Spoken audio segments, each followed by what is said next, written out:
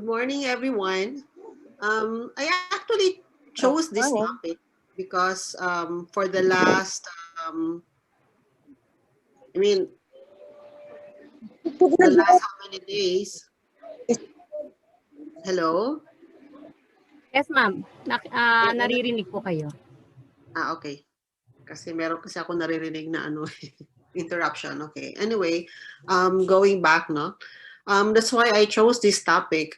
Kasi nga, napakaraming mga tanong, no, na, or mga consultations regarding mga high blood, sakit sa puso, mga heart failure, etc.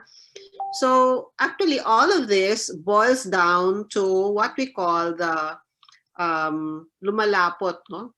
Yung dugo natin, no? Or what we call the clotting. So nagkaroon ng mga blood clots, no, sa iba't ibang parte ng ating katawan, no, whether it's your heart, it's your brain, the lower extremities. So this is actually the most common disease worldwide. Itong tinatawag na blood clot formation. No?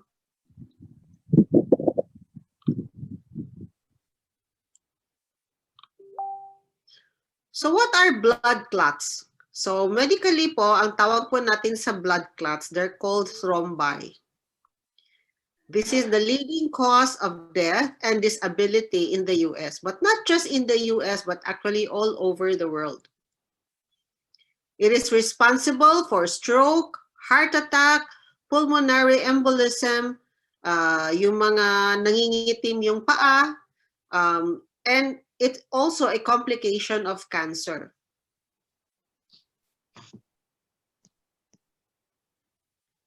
Actually, hindi naman po masama yung blood clots. Kasi po, pag nasugat tayo, it is a natural part of the healing process, no? Where the blood thickens doon sa injured area. Pagkatapos po, nagpo-form po siya ng protective scab. Yun po yung nakikita natin pag gumagaling, di ba? Parang may pumapatong, no, doon sa sugat para po mag-close, no, para po mag-clot, no, yung wound para hindi na po tuloy-tuloy yung pagdugo. But then eventually nadi-dissolve naman po yan. So di ba pag napapansin po natin, pag nagkasugat po tayo, nagkakaroon siya ng parang scab nga, tapos later on nawawala po siya, nadi-dissolve, no? So napapalitan na po yan ng balat, for example, no? So ito po yung nangyayari, no, sa ating tinatawag na wound healing. So initially po, para po mag-stop yung blood, kailangan po magkaroon ng tinatawag na hemostasis, no? Yung hemostasis na yan po yung parang parang nilagyan ng kapal, no? So nagkakaroon, pumupunta po doon yung mga pulang dugo, yung platelet to form what we call clot. At pagkatapos po niyan ay magkakaroon po ng inflammation. No? Pupunta naman doon yung ating mga macrophage at saka yung mga neutrophils. Pagkatapos po ay kakapal na po yan. No? Magkakaroon ng tinatawag na granulation tissue para magsara po yung sugat. No? Para po mag-form po siya ng bagong balat. So that's what we call proliferation. And then magre-remodel po siya, no? Para mag-form na naman or magsasara nga yung nasugat, no, na portion. So that's what we call remodeling. So yan po yung scab na tinatawag po natin na nakapatong, no, doon sa sugat. So nagkakaroon lang ng problema itong mga clots na ito pag nababarahan po yung mga ugat na kung saan po ay dumadaloy, no, yung ating dugo. So pag nag-i-interfere na po siya sa circulation ng ating dugo, kasi syempre, just imagine pag nag-interfere ng circulation papunta sa heart. And heart is a vital organ po yan, no? So kaya, this should be prevented from forming kasi pag nag-form na ito, it will lead to a stroke or a heart attack. So ano ba yung mga treatment sa mga blood clots? So, usually po, ang binibigay po dyan ay yung mga tinatawag na anticoagulants. No? These are drugs prescribed to prevent blood clots.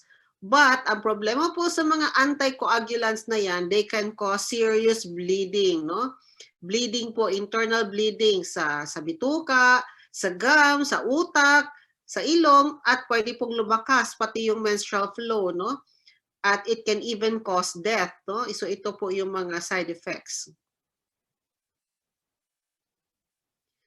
So pag-uusapan naman natin ngayon, no, yung pag-clot ng ating pagkakaroon ng bara-bara, no, ng ating mga ugat, lalong-lalo na po doon sa mga ugat na nagsusupply po sa ating heart.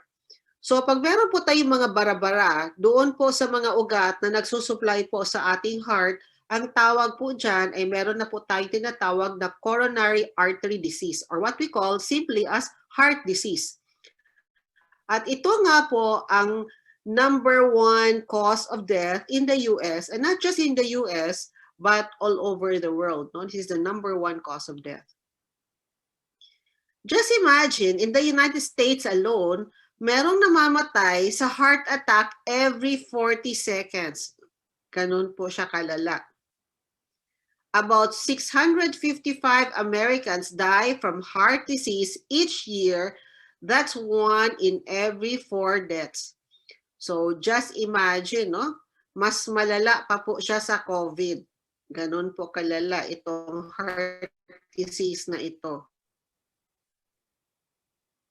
Heart disease costs the United States about 219 billion each year.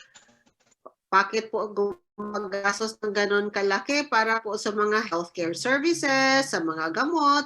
Siyempre po, pag hindi na po kayo nakapagtrabaho dahil po palagi na po nahihingal ka na, tapos sumasakit po yung dibdib mo, so hindi na po talagang baldado na, no? And of course, yung pag namatay, so malaki po yung gasto. About 1 in 5 heart attacks is silent. Ibig po sabihin na heart attack ka na pala pero hindi mo alam. So ang problema nito, na damage na po, no, yung portion ng heart. Kasi ano bang nangyayari sa heart attack? Bakit yung iba hindi nila alam? So kasi ang nabarahan lang po is a small portion na ugat doon na nagsusupply doon sa heart. So ang problema po dyan, pag inatake ka, is yung portion ng heart na yon na nabarahan po ay hindi na po yan gumagana. Coronary artery disease occurs when the artery is brittle and calcified, a process called atherosclerosis. So ulitin ko lang po, ang nangyayari po, yung mga ugat, nagiging matigas, makunat po siya. Calcified, no? When we say calcified, just imagine po yung parang nasimento, ganun po siya. Nasimento, pero yung ginamit na simento ay, alam mo yon, hindi nilagyan ng ng mga bato sa ilalim, simento lang. So syempre, mas mabilis po siyang madurog, no? Kung dinaanan po 'yan ng mga malalaking sasakyan. Ganun po yung ginagawa, no? Pag nagpapagawa ng mga roads ngayon, yung ating mga congressman o kung sino man yung ating mga politician dyan, na yun nga, tinipid, no? So kaya hindi po nilagyan ng foundation, kaya very brittle, no? Mabilis po siyang masira. So ganun po yung nangyayari sa ating mga ugat, no? Parang nagkaroon po siya ng parang simento that is made of calcium, and of course yung mga fats na naglalodge doon sa ating kaugatan, at yung iba pang mga toxins or mga debris, no? And yun po yung titigas, and that is what we call atherosclerosis. At ito po ang sanhi kung bakit po magkakaroon po ng bara yung ating mga ugat. Kailangan po natin intindihin itong proseso na ito, no? Para maintindihan po natin. Lagi ko pong sinasabi, no, about medications, yung mga gamot na binibigay po sa ating pasyente na mamaya di-discuss po natin. Kailangan po nating maintindihan ano ba talaga ang dahilan kung bakit nagkakaroon nitong tinatawag na pagkunat, pagtigas ng ating mga ugat. So atherosclerosis is a lifelong process. It begins in childhood and gradually worsens. But yun na po ang sinasabi ko po, there's such a thing as an accelerated aging process. Bakit po tayo nagkakaroon ng accelerated aging process? Kasi nga, dahil sa ating mga kinakain, which i-discuss ko na naman mamaya, no? Dahil sa ating mga kinakain, dahil sa ating mga lifestyle, yung hindi tayo natutulog, pagkatapos yung mga kabataan ngayon, no, ay lagi nakaharap na lang sa computer, hindi nag-exercise. So, mas lalong napapabilis, no, yung tinatawag na pagkunat ng ating mga kaugatan. So usually it begins with mechanical damage from changes in blood pressure and turbulent blood flow that exists at the arterial branches. So kaya po siya atherosclerosis kasi po ang nagkakaroon po ng pagkunat ay yung mga tinatawag natin na arteries. So kaya siya atherosclerosis. So ang nangyayari po, pag tumaas po yung ating blood pressure, when we say pressure, tumaas. Ibig sabihin po, yung sa loob ng ating mga ugat, tumaas po yung parang, alam nyo yon, yung nag-open ka ng, mag-water ka ng plants, no? Pagkatapos po, binuksan mo po yung, yung gripo. Pagkatapos nakalimutan mong buksan yung dulo. So, naisara mo. Tapos, bigla kang tinawag, so iniwan nyo po. So just imagine po, tuloy-tuloy po yung pagdaloy ng tubig. Hindi naman po nag-expand, no, yung hose. So pwede pong sumabog po yan dahil po sa pressure. Ganon din po yung nangyayari sa ating ugat. Kaya kadalasan po, pag tumataas yung BP, ay pumuputok po or yung nga po tawag natin doon, no? Sa in layman's term ay pumutok po yung ugat and that is what we call stroke, no? So ganun po yung nangyayari. So nagkakaroon po ng stress yung mga lining ng ating mga ugat. So yung ating ugat po kasi marami po siyang meron po siyang mga muscles diyan, ano? So may ilang layers po 'yan, no? So nagkakaroon ng stress, nagkakaroon ng mga tinatawag na mga sugat dahil nga sa taas ng blood pressure at hindi na po siya maka-expand, nagkakaroon po siya ng mga sugat. At yung pagkakaroon ng sugat, di ba sabi nga natin kanina, pag nasugat, pupunta ka agad doon sa platelet para mabarahan yung sugat. So kaya, padami ng padami, no? Yung ano doon, no? Yung clot doon. At hindi na po kaya talaga na matunaw. So kaya, nagkakaroon ng pagbara.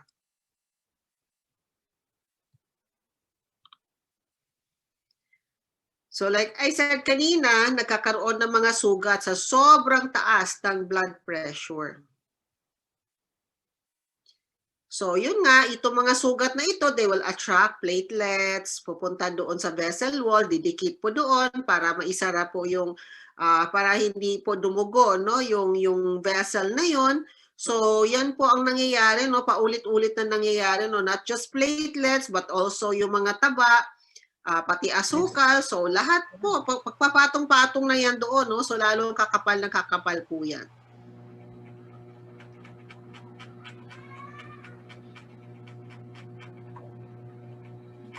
So, studies show that even mga bata ngayon, no, kumakapal na daw yung mga ugat ng mga kabataan, lalong-lalo na daw po kung yung mga kabataan ay may taba, sugar at matataas yung cholesterol o kaya yung uric acid.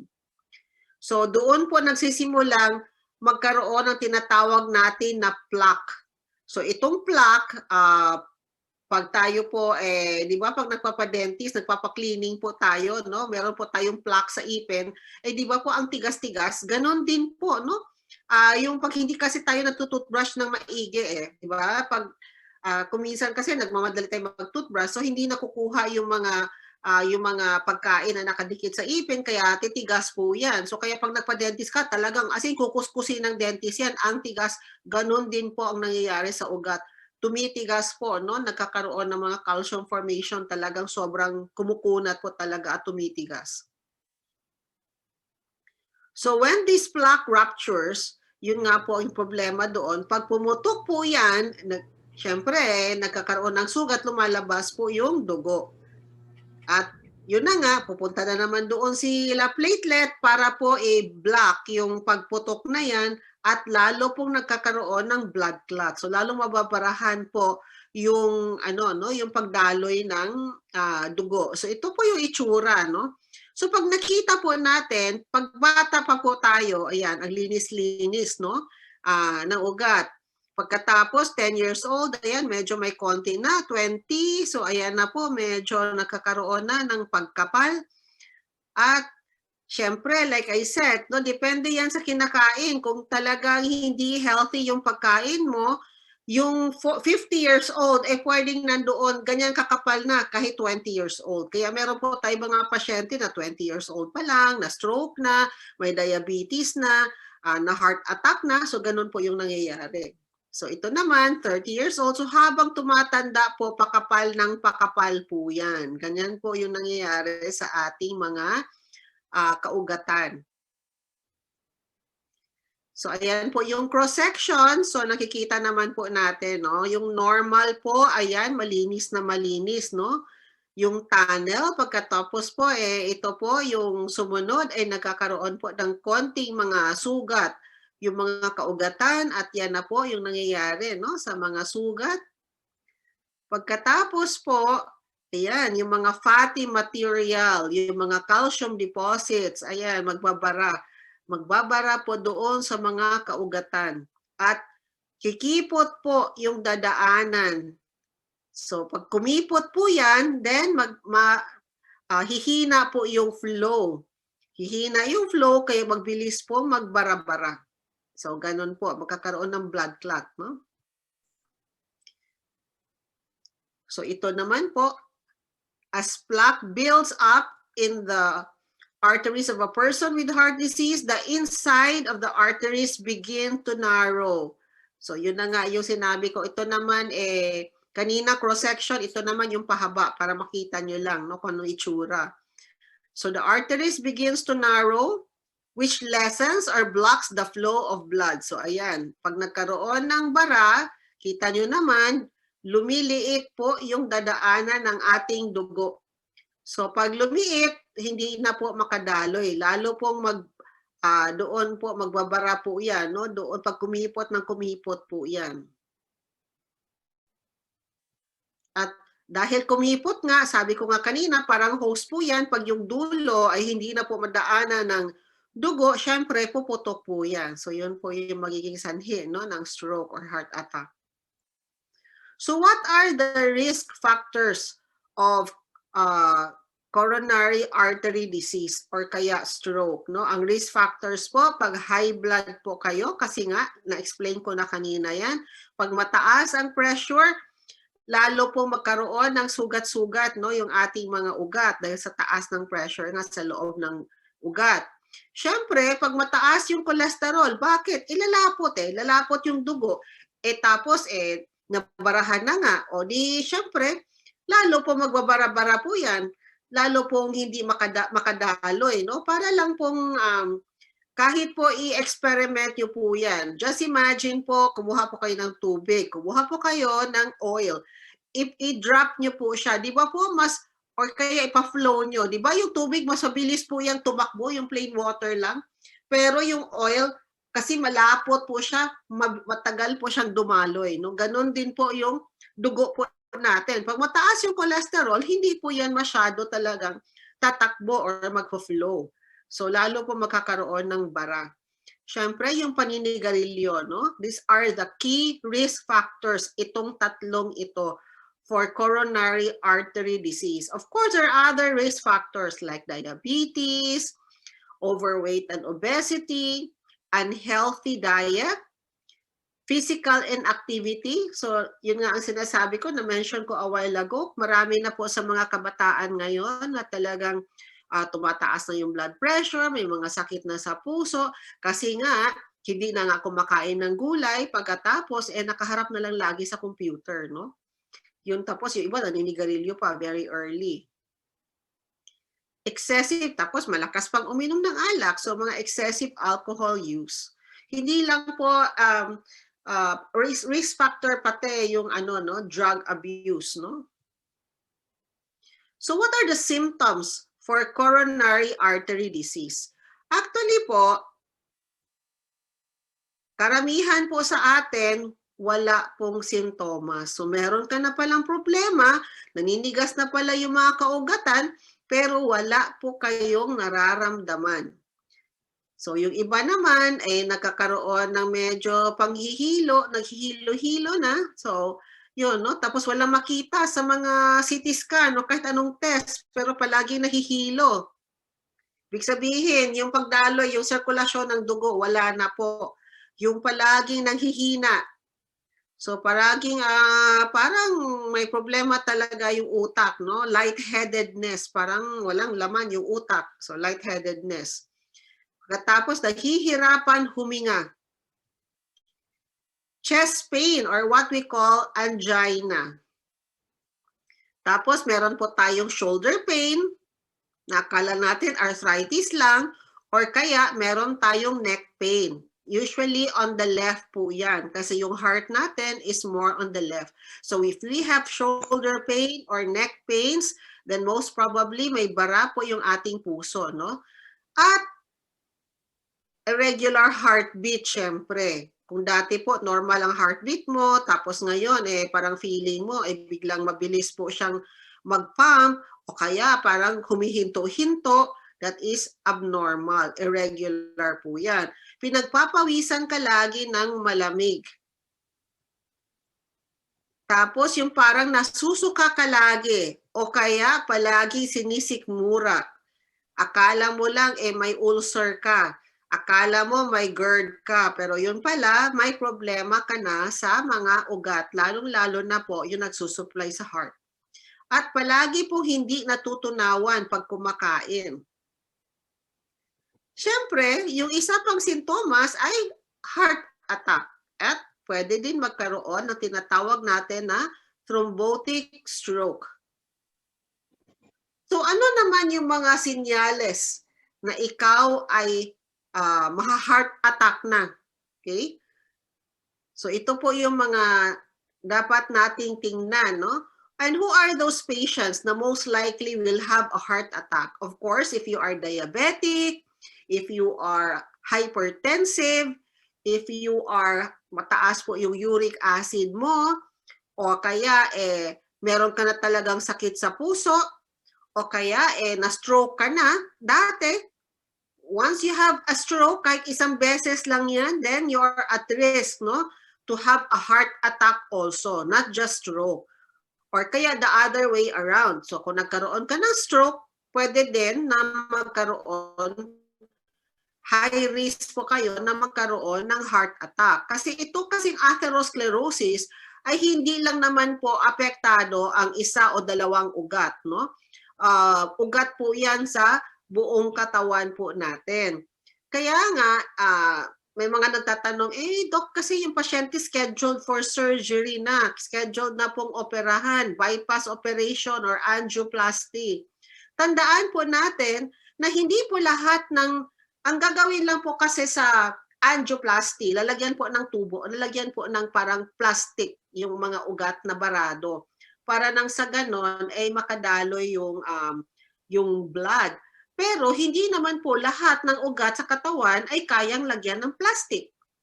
So, ibig pong sabihin, pwede pong magbara sa ibang parte ng katawan. At hindi lang yon.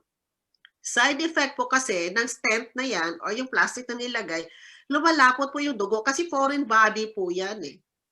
Ngayon, ano naman yung bypass operation? By the word itself, meron kasi yung mga portion ng heart na yung mga ugat barado na. So ang gagawin, kukuha sila ng ugat sa singit ba ngayon. Pagkatapos po, titingnan nila yun kung maganda ba yung ugat na yun. So kung walang bara yun, okay pa. Yun po yung i-replace nila doon sa ugat mo na barado na. Okay? So papalitan nila po yun. Kaya nga bypass, iba-bypass nila, no? Yung supply na yun para magkaroon ng blood supply yung heart mo. But then, since hindi naman ginamot kung anong dahilan, kung bakit nagkaroon nga nitong tinatawag na pagbabara, no, yung atherosclerosis, yung plaque formation, o di yung pinalit na ugat ay pwedeng mabarahan na naman kasi nga hindi naman yung pagkakaroon ng plaque no sa katawan ay hindi naman ginamot yon. Pinalitan lang yung nabarang ugat. So, systemically, ano ba yung mga sintomas no para malaman natin no kung ikaw ba ay maha-heart attack na. Hindi ka na makatulog. Palagi kang may insomnia, inability to sleep, palagi kang pinagpapawisan ng malamig. You have discomfort in other areas of the upper body. So, palaging may masakit sa likod, sa kung saan. So, basta aligaga ka lagi, no? And palaging may chest discomfort, not necessarily pain. So, pwedeng chest pain o kaya parang mabigat lang sa may bandang dibdib. Siyempre po, andyan po yung medyo hirap na pong huminga kasi nga wala ng blood supply. Pagkatapos po yung iyong ugat, yung iyong skin po ay palaging maputla, pagkatapos nga palagi kang pinagpapawisan, pagkatapos malamig, lalong-lalo na po sa bandang baba, no? Sa paa, medyo malamig na po siya kasi hindi na po umaabot yung blood supply doon. Palagi ka nahihilo, palaging para kang bangag, para kang high lagi. Tapos palaging pagod, palaging may mga sumasakit sa buong katawan na hindi mo maintindihan. Pagkatapos po sa bituka ay yun nga, palagi ka nasusuka or kaya nagsusuka talaga, palaging sumasakit yung sikmura, akala mo may ulcer ka, heartburns, kaya palaging hindi ka natutunawan ng pagkain. So, yan po yung mga simptomas, no, na magkakaroon po tayo ng heart attack anytime. So ano naman ang difference ng coronary artery disease at saka yung peripheral artery disease? Actually, halos pareho lang po sila. Kasi po, ang nangyayari, whether it's coronary lang po siya kasi yung nagkakaroon po ng atherosclerosis o yung pagkunat ng mga ugat ay yung ugat sa heart. Pero kung yung mga ugat naman doon sa bandang legs ang nabarahan, we call that peripheral artery disease. So yun po yung nangyayari doon sa isang pasyente no, na taga Surigao na nangingitim po yung mga paa. As in itim na itim, parang patay na po talaga. Hindi po siya diabetic. So we call that peripheral artery disease kasi nga apektado po yung mga ugat doon po sa paa. But almost the same po yung reason is still atherosclerosis. So kung ano yung risk factor for CAD, yun din po yung risk factors for PAD. So yung mga smoking, high cholesterol, hypertension, diabetes, obesity, etc. At yung unhealthy diet. No?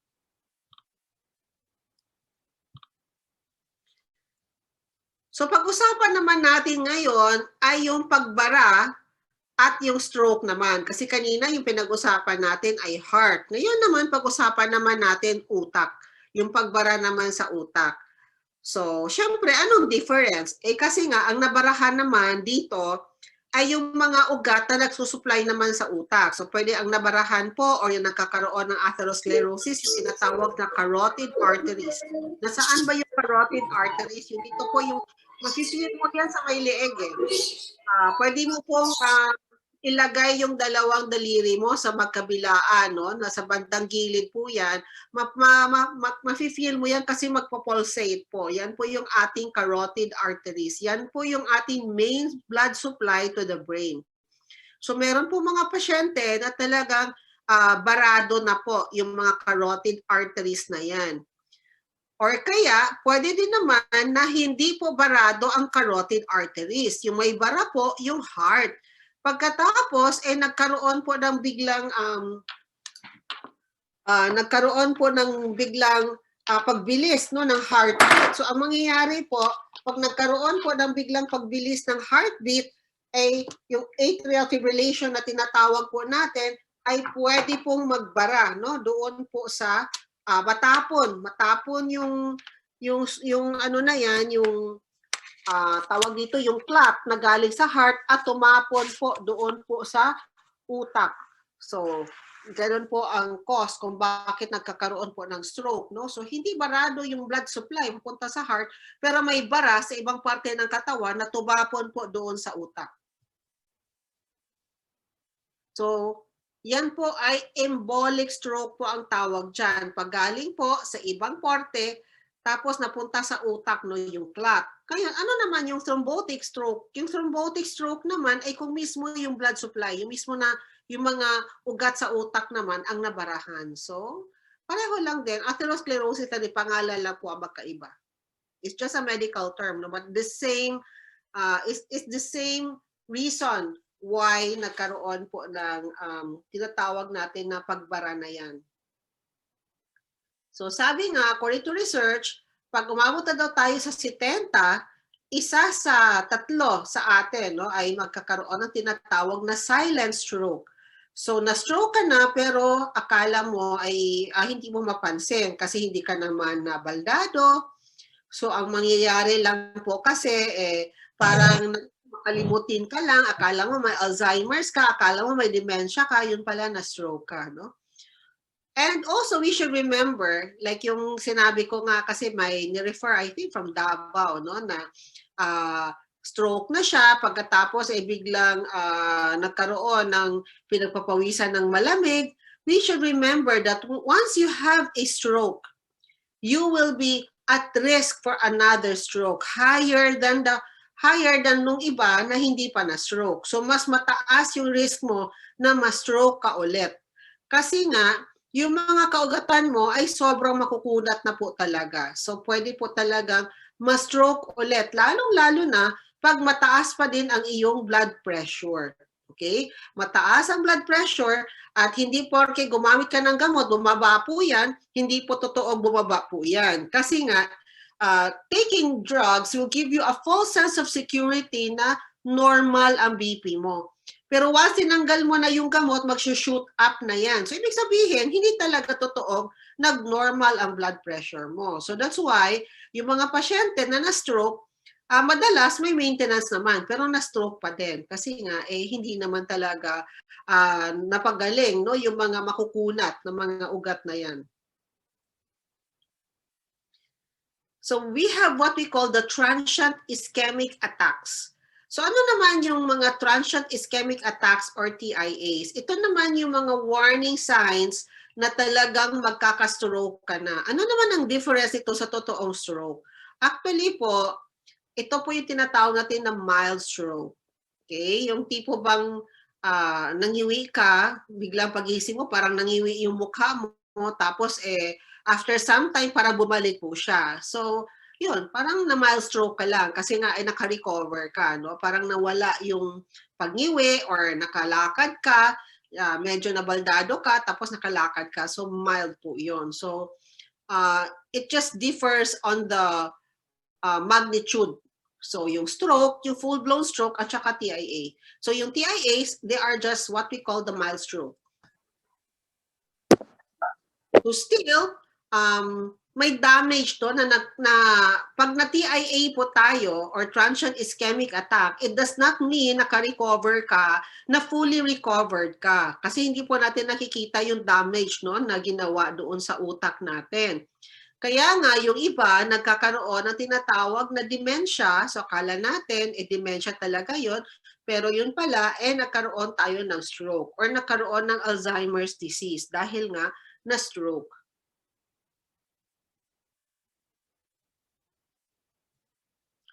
So, when you have cancer, pwede din po tayo magkaroon ng mga blood clots.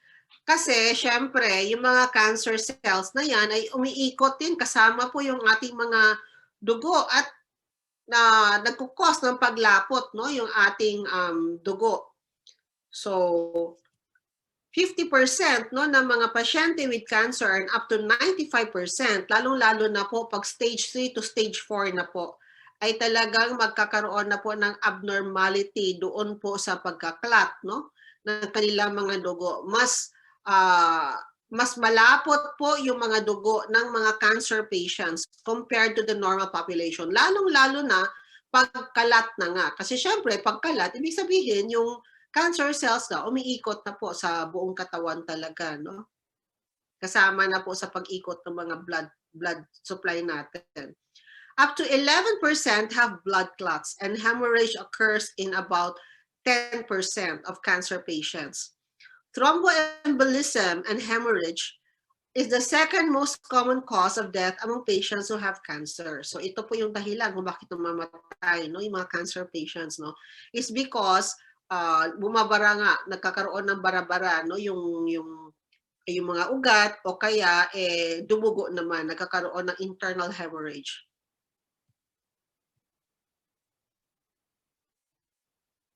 So ano naman yung mga gamot na binibigay, no, pag tayo po ay merong mga bara-bara? Ito po yung usually na nakikita natin sa mga reseta, no, ng ating mga pasyente. We have what we call the anticoagulants. So by the name itself, nagpe-prevent lang siya, it will just interfere in the blood's ability to clot. Okay? So tandaan po natin yan, ha. Ang ginagawa lang po niya, tunawin po yung clot. Hindi po inaayos yung atherosclerosis, which is the cause of kung bakit nagkakaroon ng clot. So, ang clot lang po ang tinutunaw niya.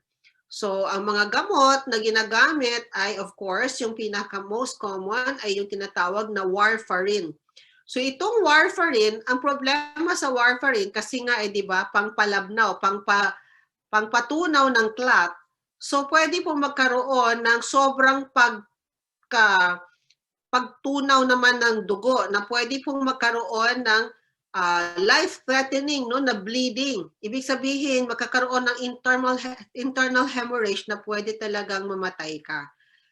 Especially kung umiinom ka din, kasabay ng warfarin mo, inom ka ng aspirin, Tylenol, tapos uminom ka ng alak, kahit yung mga pain reliever like ibuprofen, o kaya uminom ka ng gamot for antacid, kasi nga karamihan pag umiinom tayo ng mga drugs, umaasim yung sikmura natin, kaya usually may reseta din tayo na pantanggal ng asim. No?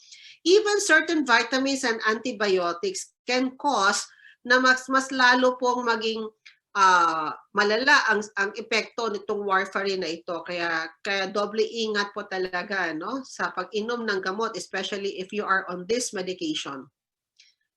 And this should be avoided kung ikaw ay pregnant kasi nagkakakos po ito ng birth defects. At pwede po pati yung baby mo ay magkaroon ng internal hemorrhage po. So that's how toxic this drug is. Just imagine, it can cause birth defects of an unborn child. That's how toxic it is. So the two most serious side effects of warfarin are, like I said, bleeding, o kaya ay pwede naman yung gangrene of the skin. Ibig po sabihin, yung gangrene, yung nangingitim yung skin, nawawalan po ng blood supply. At pwede pong mamatay yung area na yan, at pwedeng mauwi sa pagputol, no, yung kung nasaan man yung gangrene na yan. And also, it can cause bleeding in the brain. And it can give severe headaches, or kaya pwede po kayo ma-paralyze. It can cause joint pains and swelling, so it can cause arthritis. It can cause stomach and intestinal discomfort, so pwede po magkaroon po ng ulcer. So kaya magkakaroon ka ng black tarry stools kasi nagsugat-sugat po yung iyong bituka, kaya dudumi ka na ng dugo. Pwede din po sa sobrang gasgas ng iyong bituka ay talagang susuka ka na ng dugo, no? At syempre, pwede ka talagang mahimatay kung talagang malakas yung internal bleeding. So may fainting spells. It can cause back pains. And also, hindi lang po yung bituka yung magkakaroon ng gasgas, pati po, at hindi lang po ng brain, pati po yung dinadaanan ng ihi. So may kakaroon ng dugo sa ihi naman. Other side effects. So magiging purple at magiging painful yung iyong mga toes. Makakaroon ka ng rash, hair loss, bloating, diarrhea, maninilaw ka.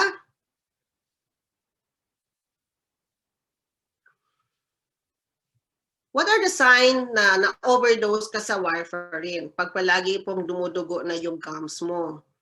Pag may mga pasa-pasa ka na, akala mo may leukemia ka na. Palagi nang dumudugo yung iyong ilong. At kung babae ka, ay hindi na tumitigil yung iyong menstruation. Tapos, pag nasugat ka, ay hindi na rin nagka-clot.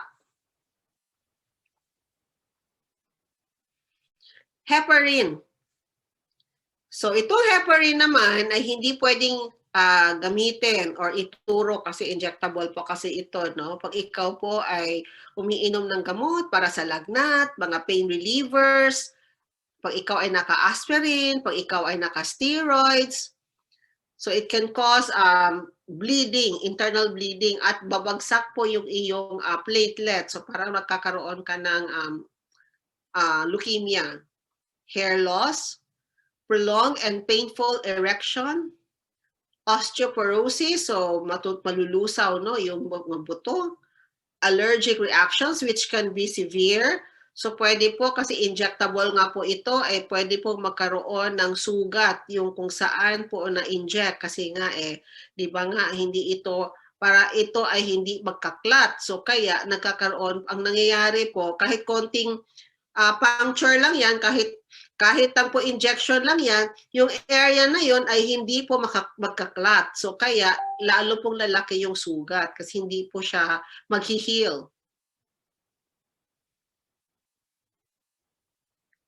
Semi-lagatran. So, yung side effect, excessive bleeding. Tataas po yung liver enzymes and it can cause liver damage. Kahit daw po winidraw na ang gamot, tinigil, ay pwede pa din daw magkaroon ng liver damage. And unlike other anticoagulants na meron pong maibigay na gamot, pag nag-bleeding ka, ito po ay walang gamot. Pag nag-bleeding ka, wala po magagawa, walang gamot. Huh? So, yun po. Nag-bleed ka lang, walang magagawa sa hospital. And then we have the so-called antiplatelets. And the most common is aspirin. Ito po yung pinaka-common na nakikita natin na reseta, no, sa mga pasyente natin. So this is usually prescribed for patients at risk for blood clots. Studies show that it can prevent heart attacks in men, but not women. And it is not recommended for women less than 65 years old kasi pwede pong lumakas, no, yung iyong pagdudugo, menstruation. So example po dito yung mga dipyridamol, clopidogrel, ticlid. So ito po yung mga gamot na usually binibigay, no? What are the side effects? So, dami po ito makakos ng sikparinik mura, no? So, nakakagasgas ng bituka. So, you can have indigestion, pain, mga ulcers, nausea, and vomiting. Pwede po siyang mag-trigger ng hika. Pwede po magkaroon po tayo ng mga allergies, no? So, pwedeng magkaroon ng mga sipon-sipon o kaya magkaroon ng pantal-pantal at may maririnig ka sa tenga, parang may tumutunog sa tenga at pwede kang mabingi. Tapos, just like any other anticoagulant also, it can cause easy bruisability. So, konting nasagi ka lang, pwede kang mag-bruise, no? So, kala mo may cancer ka na, no? May leukemia. It can damage your kidneys. At pwede po magkaroon na tinatawag na Rye syndrome, no? When you have confusion, nagsiswell po yung utak, at nagkakaroon po ng liver damage. So these are the side effects of aspirin, no? In July 2004, there was a research, no, about aspirin. At tinignan nga po doon kung talaga bang nagpo-provide siya ng protection against death o kaya against para hindi ka ma-stroke, kaya hindi ka ma-heart attack, no? At finalo up nila ito for 2 years. And they found out na ang paggamit daw ng aspirin ay hindi naman daw nakaka-prevent ng pagkamatay o kaya ng non-fatal stroke or kaya ng heart attack compared to those who were not taking the drug. Pagkatapos, ang nangyari pa, nagkaroon ng mga problema sa bituka, yung mga pasyente na nag-aspirin. So, hindi pa na-prevent yung mga CAD or kaya yung stroke, tapos nagkaroon pa sila ng ibang mga sakit pa.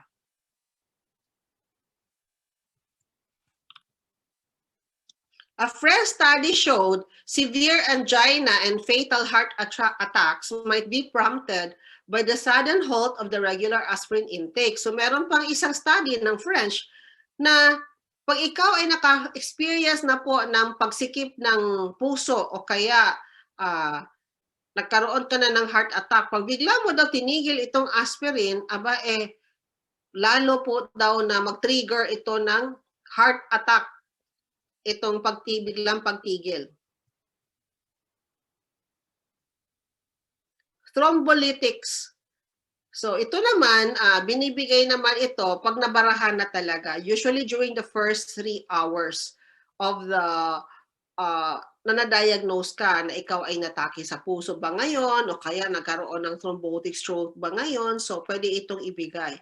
So the most commonly used thrombolytic is what we call the tissue plasminogen activator, or what we call TPA. It is usually given to a person who has bleeding within the brain.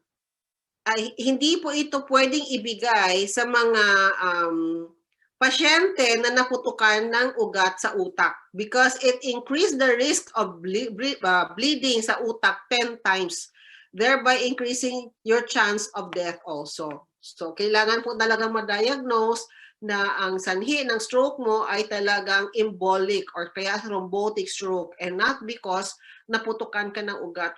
Kasi pag ito ay binigay mo, lalo ka mamatay kasi nga magkakaroon ka ng bleeding lalo. And it should be given within 3 hours of the stroke, not more. So pag nasobrahan na 4 hours, wala na po siyang effect. So kailangan first 3 hours. At napakamahal po nito. Yung isang injection, I remember I had a patient before na nagkaroon ng heart attack, 24,000 per shot. I do not know kung once a day ba yun o ilang beses sa isang araw. Basta isang beses lang yata niya ginawa kasi ang nangyari, yung site kung saan siya in-injectionan ay nagkaroon ng pasa-pasa naman. So, ang ginawa niya, nag-sign po talaga siya para lumabas ng ospital at dumiretso na lang sa clinic, no? Streptokinase, this is also another TPA drug. Ano ang side effects? Nausea, dizziness, low blood pressure, mild fever, can cause nerve damage. Same thing, easy bruising kasi nga pampatunaw ng clot. Headache, flushing, rapid or abnormal heartbeat. Chest pain, serious allergic reactions. So, pumunta ka kasi ang problema mo na-heart attack ka o kaya na-stroke ka. Tapos, ang side effect ay pwede pong mag-chest pain ka. Pwede maging abnormal yung heartbeat mo. So, pwede mag-trigger ng, of course, a heart attack, no? Instead. So, ito po yung usual na mga test na kinukuha, no? Sa mga pasyente na merong CAD o kaya meron pong na-diagnose na stroke. So, they're usually almost like every how many months, ito kinukuha talaga, no? Yung mga total, yung thyroid stimulating hormone, total cholesterol or lipid profile, homocysteine level, fibrinogen, CRP, DHEA. Hindi pa po kasama yung mga CBC, mga kung ano-ano pang test. So, ang dami, no? Ang dami mga test, no? Usually na kinukuha. Regular po yan, every how many months.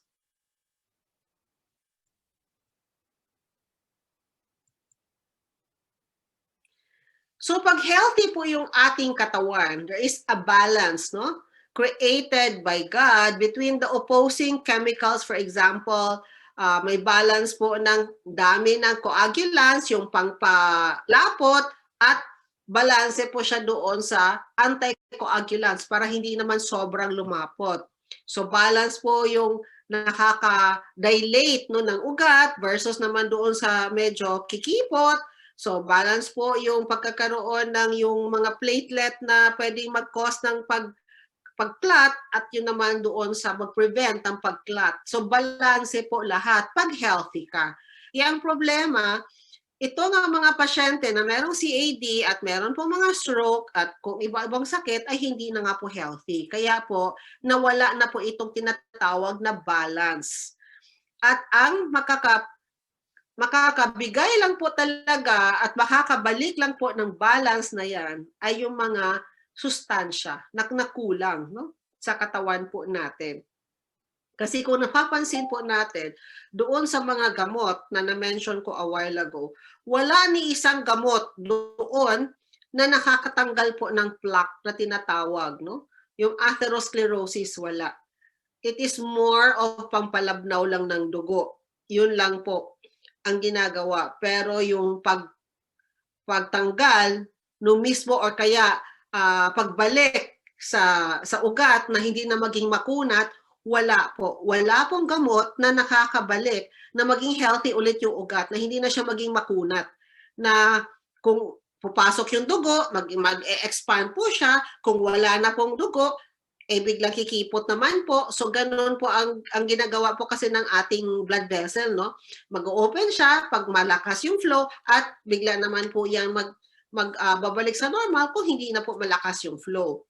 So wala po, pag napansin po natin, wala po talagang gamot para doon. So most of the drugs that actually given to the patient is just to really treat the symptom of the disease, no, but not treat the cause of the problem. So kaya hindi po talaga gumagaling. At kung titingnan po natin, paano gagaling? Hindi na nga na-target yung cause, meron pang ang daming side effect. Kaya imposible po na yung pasyente na ang tagal-tagal na po umiinom ng mga gamot na yan, ay wala po talagang side effect.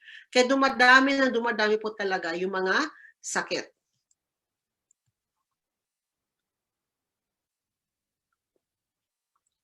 So ano ba yung mga sustansya na kailangan para ma-prevent yung pag-clot na yan, ma-prevent na kukunat yung ating mga ugat? So we have what we call the catechins.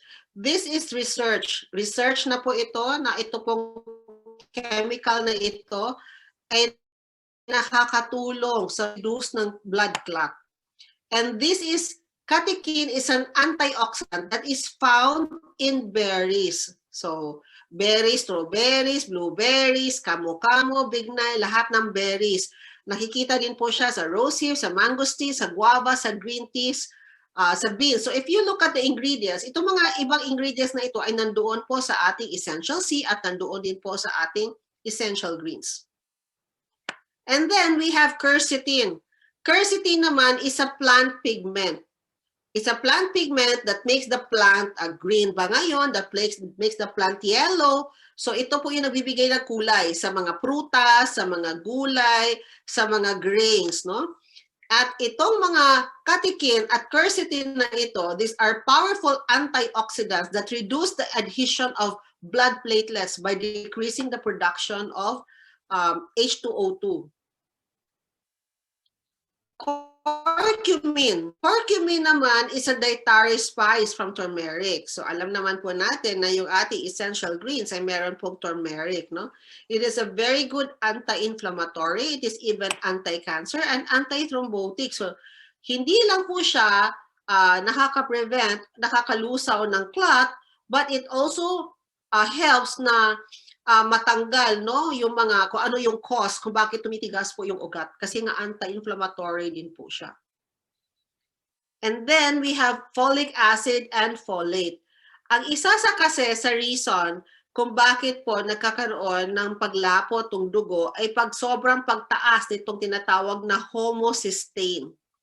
So ang sustansya na nakakababa nitong homocysteine na ito ay yung tinatawag natin na folic acid and folate.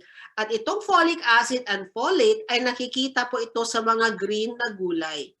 The greener the vegetables, the more folic acid and the more folate. So kaya yung ating greens po ay napakataas po sa folic acid and folate po yan.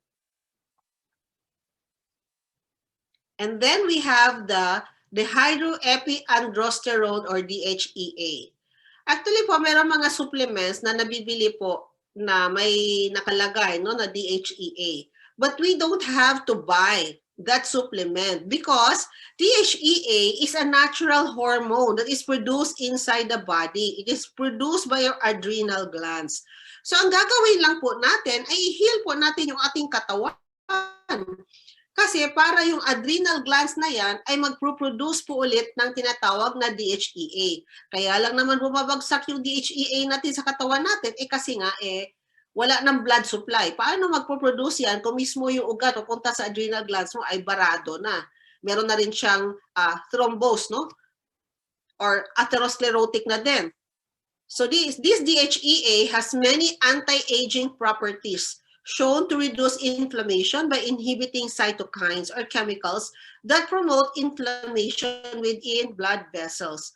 So this hormone is also very important to decrease the tinatawag na atherosclerosis, yung pagkunat, yung tinatawag na pagkunat o pagtanda ng ating kaugatan. So kailangan po yan. It can cause less inflammation, less platelet aggregation, at saka yung mga cholesterol na yan, LDL migration into the vessel wall occurs leading to less blood clot and atherosclerosis. So yung mga good cholesterol po ay pupunta po doon sa mga kaugatan, no? At yung mga bad cholesterol naman ay matatanggal, causing less blood clot and of course leading to less atherosclerosis. Ano naman ang natural sources nitong DHEA? Kaya usually I tell my patients, no, na kumain ng mga root crops. So kasi mataas kasi itong DHEA na to sa root crops, lalong-lalo na po sa gabi at saka sa soya, no? Soya beans. Aged garlic extract. So, hindi lang po yung fresh garlic, kailangan aged po talaga. This will lower cholesterol by 20% and improve the cardiovascular system. It will increase synthesis of nitric oxide, which inhibits platelet aggregation and vasodilates blood vessels. So yung dating makipot po na kaugatan ay i-dilate po niya para po mas makadaloy yung mga dugo, no?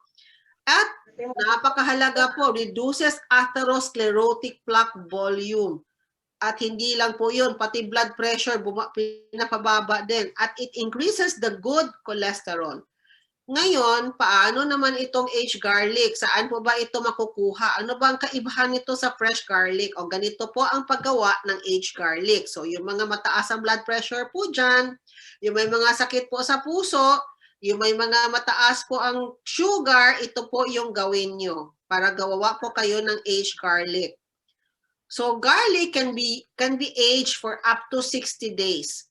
But will be ready to use anywhere from 3 to 6 weeks. Ibig po sabihin, pag gusto talaga nating magandang-maganda, pwede nating i-age po yan for 3 months. Pero kung nagmamadali ka, pwede nyo na pong gamitin 3 to 6 weeks after nyo pong na-age, no, yung garlic. So, paano po makakagawa ng aged garlic? All you have to do is use a slow cooker or a rice cooker. So, anong klaseng garlic naman? Kahit anong garlic pwede. Pero sabi nila, mas masarap daw yung purple garlic. Or kaya red garlic. So, yung may mas kulay na garlic, mas maganda daw yun. Yung mga maliliit na garlic, mabango din po yun. Isa doon sa mga malaki. So, first of all, kailangan pong linisin ng mabuti. No? You should remove the dirt from the garlic bulbs. Hindi po natin paghiwa-hiwalayin yung cloves. Kailangan po intact po yung ating garlic. At pagkatapos po, kung hugasan mo, kasi madumi yung garlic mo, kailangan pong ihang po muna natin yan. Ihang po para mag-dry. Kasi hindi po pwedeng i-age pag wet po yung garlic. Kailangan po dry po siya. And since medyo mangangamoy garlic kasi matagal niya ito pong gagawin, doon po siguro gawin, no, sa labas ng bahay kung saan nakakalabas yung amoy ni garlic, no? Kasi kung hindi, yung buong bahay mo, mangangamoy garlic po yan. And then, you set the slow cooker or the rice cooker to warm. Warm po ha, hindi po low, warm. So the warm setting provides just the right temperature and humidity for aging without cooking. So place the whole unpeeled scrub garlic bulbs into the cooker. So hindi po siya pwedeng magdikit-dikit. Kailangan pong space siya na magkakatabi lang po sila. So kung maliit yung rice cooker mo, ang kasya lang po doon, hindi po pwede ipatong-patong. 5 to 6 bulbs lang po should fit nicely. So hanggang kailan nyo po ito lulutuin, titignan nyo po kung medyo nag-brown na siya. Alam nyo parang na-roast na. O, tama na po yun. Pag medyo po natuyo na po talaga siya. So that's how you know that it's already aged or cooked. And then you can store it for how many weeks pa para ma-age pa siya. So essential fatty acid. Essential fatty acid is found in healthy oils such as flaxseed, borage, perilla, fish oils, virgin coconut oil, extra virgin olive oil. You can use peanut oil o kaya almond oil o kaya avocado oil. Hindi lang po pwedeng iprito po ito. Okay? Iinumin lang po. Hindi pwedeng pagprituhan. So it can also decrease platelet aggregation and reduce the risk of blood clots. Ginkgo biloba. This is found in our Yan yung umpisa. it is a natural video ko. It can significantly prolong the bleeding time. So hindi na po kailangan na uminom ng mga anti-platelet, no? Sa may uminom lang po tayo ng ginkgo biloba. And then you have the N-acetyl L-cysteine, which is an amino acid found in green leafy vegetables. So this is found very high amounts in our essential greens. This enhances the effect of L-arginine, which promotes the creation of nitric acid, creating the free radicals. So it minimizes free radical damage. And also it is a precursor of glutathione, which is one of the most powerful antioxidant in the body. Actually, our Adlaw coffee has glutathione too. Nattokinase, so this is an enzyme that is isolated from soy. So it reduces fibrin levels. So napakaganda po ng soya beans or any beans for that matter, even mongo beans. Basta yung mga beans po, maganda. Modifies, itong niacin modifies fibrinogen and LDL cholesterol and is recommended for lowering lipoprotein.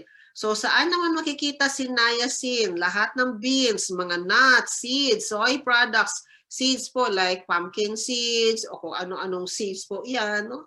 Caraway seeds, so lahat po ng seeds. Tomatoes, so dapat po hindi po fresh tomatoes po because it contains lycopene, which is a very powerful antioxidant. So maganda po itong tomato sa matataas yung cholesterol. It has anti-platelet properties, ang tomatoes. At ito yung ating CTMD of course kasi po mataas siya sa magnesium. So paano ba talaga nakakatulong si magnesium para ma-prevent ang stroke at ma-prevent po yung coronary artery disease, ma-prevent po yung heart attack? Magnesium is the second most abundant intracellular cation in the body. It is needed in 300 direct reactions plus 1,000 indirect reactions. At yung mga direct reactions na ito ay meron po sa heart, sa brain, sa lahat po ng parte ng katawan kung saan po siya talagang mga vital organs no kailangan si magnesium. At ito yung maganda. Siya po ay nakakapag-open, nakaka-dilate ng ating mga kaugatan. So pag medyo masikip po yan, parang natural vasodilator po siya. Karamihan po ng mga high blood, binibigyan po sila ng gamot para po magbuka yung mga ugat, no?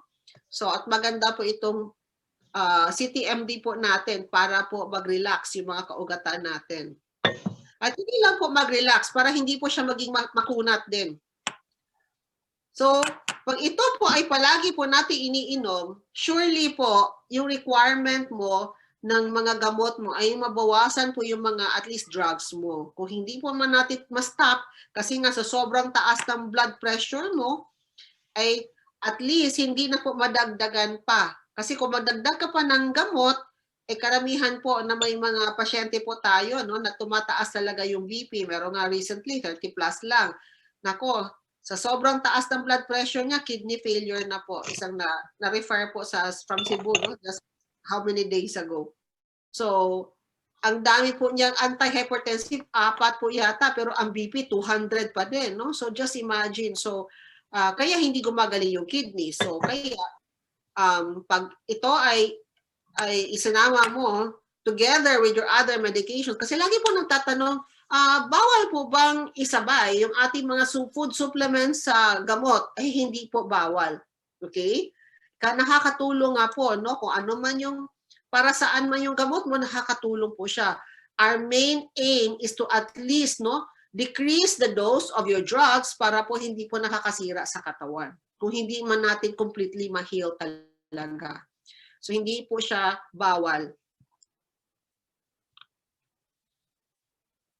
And it can also improve the blood flow to the kidneys.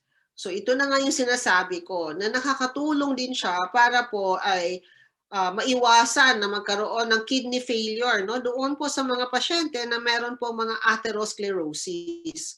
Lalo-lalo na po doon sa mga high blood at doon sa mga diabetic. No? Kasi ito yung mga side effect usually, kidney failure. It regulates the movement of calcium into the smooth muscle cells. So, ito po, si magnesium, ay opposite po ang action niya kay calcium. Si calcium po kasi pampatigas yan, pampakunat. Kaya nga yung plaque, ang dahilan po niyan ay calcium deposits po. So, ito si magnesium, siya po yung nagtatanggal ng mga calcium, ng mga extra calcium na kung saan man yan nagstay sa ating katawan para po matanggal no yung mga extra calcium nang sa ganun ay ma-improve no yung ating mga tone, yung ating pag-expand ng ating mga ugat. So it can actually help to decrease also the blood pressure of the patients kasi may effect siya doon sa arteries. At ang pinakamaganda dito ay kahit po normal po ang blood pressure mo, ay kahit laklakin mo o tunggain mo yung 60 ml na CTMD na yan, ay hindi po babagsak ang blood pressure mo. Unlike when you're taking drugs, pag uminom ka ng gamot, normal ang BP mo, pwede pong mag-hypotension ka. But not with CTMD. That is based on my experience. No? Kasi yung blood pressure ko po, nasa ano lang, 80-60, 90-60, pinakamataas na yung 120. Pero kahit po mag 90-60 ako, 80-60, kahit uminom ako ng maraming CTMD, hindi po talaga bumabagsak no, yung aking BP. Heart disease and stroke are the main causes of death. The main pathological finding in these diseases is atherosclerosis. So, ang sanhi ng heart disease at saka ng stroke is atherosclerosis. At yung pinaka-risk factor, like I already mentioned a while ago, aside from the age, of course, is pagtaas ng cholesterol, high blood, diabetes, obesity, and smoking. So itong mga risk na ito, lalong-lalo na po ito pagtaas ng cholesterol, which is a very big part of the reason for developing what we call the atherosclerosis. Ang sanhi daw ng pagdami ng cholesterol, ang pagdami nitong mga lymphocytes, kung ano-ano man, nag-accumulate doon sa arterial wall, ay dahil po sa kakulangan sa magnesium sa ating katawan. So kaya daw, tumataas no yung ating cholesterol, kaya yung calcium ay dumadami kasi nga like I said, ang effect ni calcium, ang effect ni magnesium ay opposite to that of calcium. Si magnesium po ang nagko-control ng effect ni calcium. Si magnesium po ang nagtatanggal ng calcium sa katawan. Ibig pong sabihin, isa sa pinakamalaking dahilan kung bakit nakakaroon ka ng atherosclerosis ay dahil kulang ka sa mineral na magnesium. So pag dadamihan mo lang itong magnesium sa katawan mo, isa sa cause, dalawa pala, like yung calcium deposits, fat deposits, ay masusolusyonan na po ni magnesium. So the risk factors like hyperlipidemia, mataas ang cholesterol, high blood, diabetes, obesity, ma-address po ni magnesium po yan. And also, ang sanhi nga ng pagbara-bara sa ating ugat, ang sanhi kung bakit nakakaroon tayo ng atherosclerosis ay yung cholesterol. Kaya karamihan ng mga pasyente na mayroong mga coronary artery disease o kaya stroke ay binibigyan din ng mga anti-cholesterol medications, no? Kasi nga isa talaga yan sa factor. Pero they have research na hindi po effective din itong si statin na ito, unlike when you take the magnesium supplement. Bakit? Kasi ito po si magnesium, it deactivates HMG-CoA reductase. Ito kasi HMG-CoA reductase, kailangan po niya, para gumana po siya sa loob ng katawan, kailangan po niya ng magnesium. So ito magnesium po is a HMG-CoA reductase controller po siya. Hindi po siya inhibitor. Ibig pong sabihin, papaganahin niya si HMG-CoA reductase kung kailangan at hindi niya papaganahin kung hindi naman siya kailangan. Unlike kasi sa mga statin, ang statin talaga, it will completely inhibit the HMG-CoA reductase.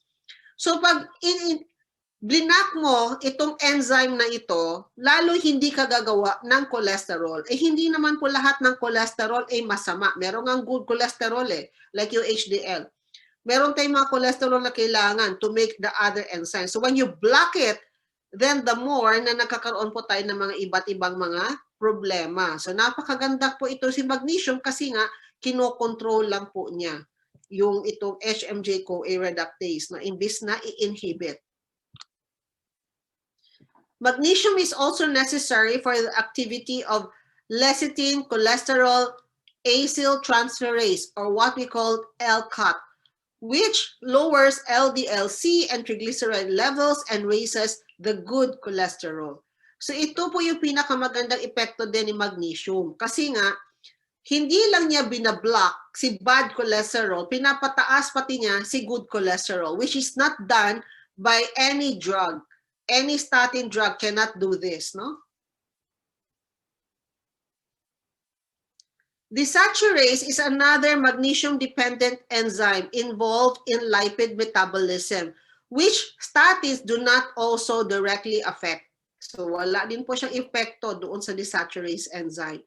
This desaturase enzyme catalyzes the first step of the conversion of the essential fatty acid, your omega-3 and omega-6, into prostaglandins, which is needed for the overall cardiovascular and overall health ng ating katawan. So, just imagine if you use statin, di lahat na ng fat, binablock niya. O di wala tuloy magagamit. So, parang it becomes a vicious cycle. So, ngayon, recent research shows that taking anti-cholesterol medications does not actually prevent you from having a stroke or a heart attack. And also, magnesium, as I have said a while ago, is a natural calcium channel blocker kasi opposite na siya ng effect ng calcium. Binablock po niya si calcium kasi ito si calcium kasi pampatigas nga. So pag blinak po niya si calcium, magre-relax po yung ugat. So yun po ang ginagawa niya. The molecular mechanism, especially the peroxisome proliferator activated receptor, or what we call the PPAR, which have the pleiotropic effect in atherosclerosis, the mechanism is likely the effect of magnesium on atherosclerosis. So just imagine one mineral can do so much, no, to the prevention talaga ng atherosclerosis, targeting the cause of the problem, not just removing the clot, but targeting the very cause of the reason kung bakit po nagkakaroon ng clot. So, yun lang po. Maraming salamat.